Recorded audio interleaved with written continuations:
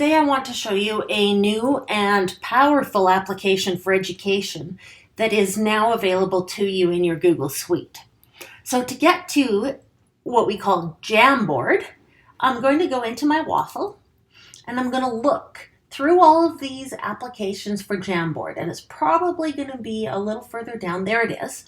So it's the yellow icon that kind of looks like a J. Now I'm anticipating I'm going to use this one actually quite a bit.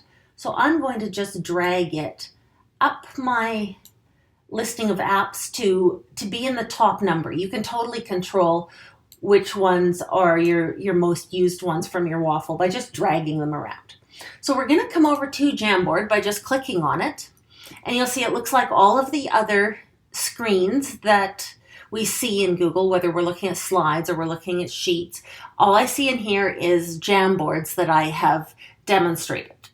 So I want to create a new Jamboard, which is just basically a whiteboard that I can use for teaching. So I'm going to click the plus down here to start a new jam. And it'll just take a second for it to load my tools. So right now it's called an untitled jam, and it will remain as such unless I rename it. So let's go demonstration jam. Oops.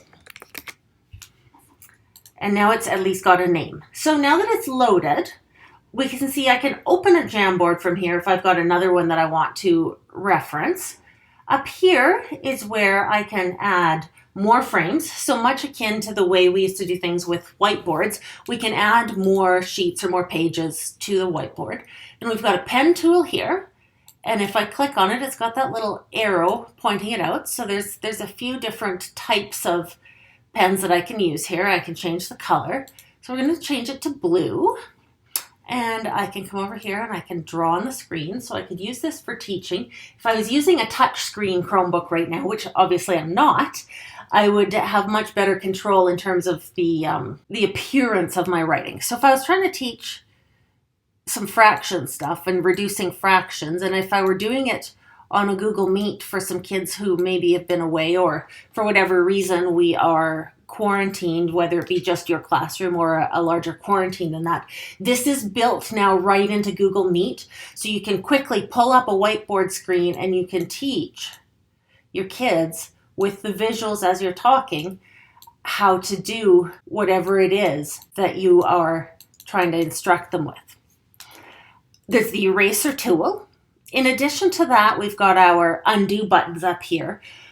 When you're working on a Chromebook, you can look for these little undo and redo buttons, but you should also know that the universal controls for this on your keyboard, Control Z will undo and Control Y will redo. So if ever you're in a position where you can't find those undo buttons, Control Z, Control Y are your friends. Then we've got sticky notes. So if a student had a question or if I wanted them to remember something, I could grab one of these little sticky notes, and don't forget to find the number that the top and bottom can be both divided by. And so now I've got a little sticky note that is added onto my Jamboard, and I can move it wherever I want. I can make it a little bit bigger too. So if I were going to put this on my Google Classroom later for kids to refer to when they're doing their homework, this might be a good way to give them some of these little reminders. Now, I've got a bit of a challenge in that it is behind this writing. So I can take some measures to move it into a place where it is no longer behind the writing, and it can have a home where it's kind of out of the way. It just has to remain on what we see as our sheet of paper. In Jamboard, we can't take things off the stage like we can in slides.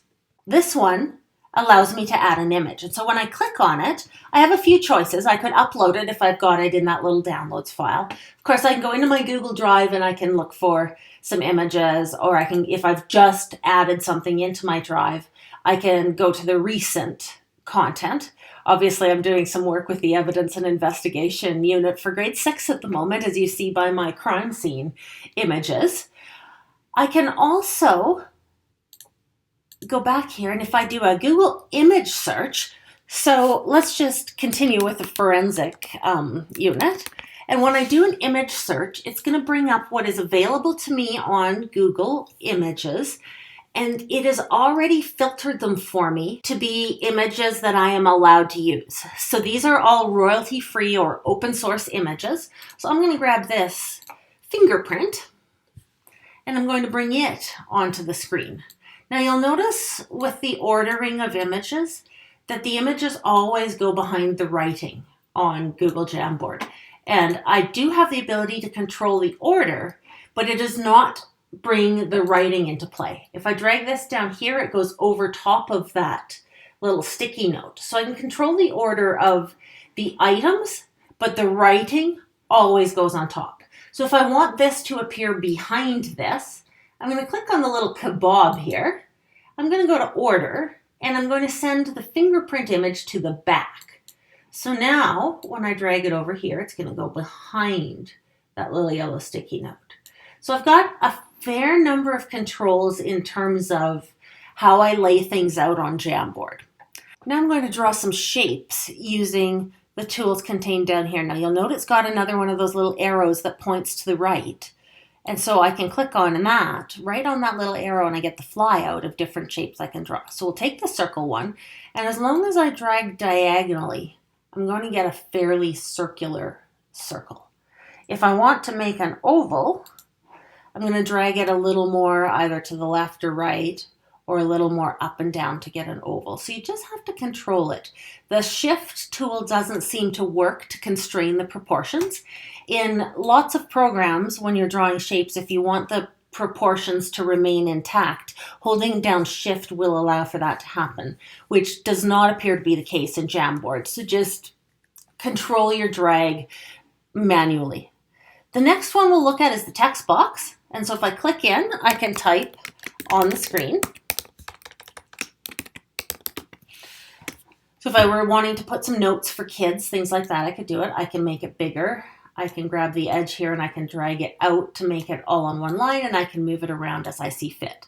I've also got the ability to change the colors. There's not tons of choices in there, but this is intended as an instructional tool, not a design tool. And so it does limit the bells and whistles that you have access to. Now, if I needed to go onto another screen, I'm just going to hit that arrow to the right, and that's going to create me a new frame so I can continue teaching whatever the content is I'm teaching, and I can go back to them. And if I click on this, I can see the thumbnails of them. So if I had a whole bunch of slides in my Jamboard, I could skip back and forth fairly seamlessly. The last one I'll mention, because we have to have a few things on the screen for this one to be valid, is the select tool. So that's the gaffer here that will let me move things around. So if I want this circle to come over here, and the things I can't move are my writing, but I can move any of the other assets that I've brought in. So we see again, it goes behind. So I can move this guy over here. Maybe I want to have now that we're done teaching, I'll have the note up here at the top. And yeah, there's a little bit of writing in front of it, but not the biggest deal. I can take the eraser and I can erase that bit of drawing if I want to get rid of it. So the undo and the move buttons, the select tool don't work on the writing, but at any point in time, certainly the eraser does. The eraser does not work on the images you've drawn with the other tools. It doesn't work on photos. It doesn't work on notes. It doesn't work on typing, but it does work on anything drawn.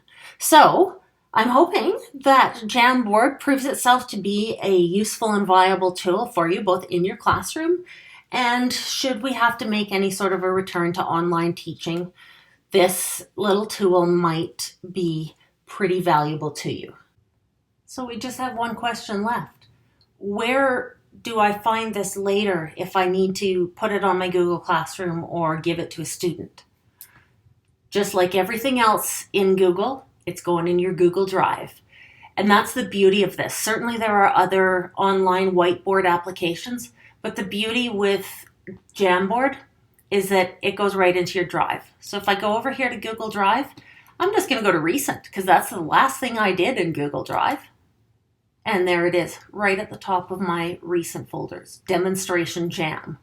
Now, I have not specified that particular Jamboard should be filed in any of my folders. So it is also just in my Google Drive in the regular listing. And now I could drag it into a folder that that I want it to be in as well. So it operates exactly like docs or exactly like slides or exactly like sheets. It's just a new tool available to you to be in your educator toolkit. So I hope this is helpful. Thanks for watching.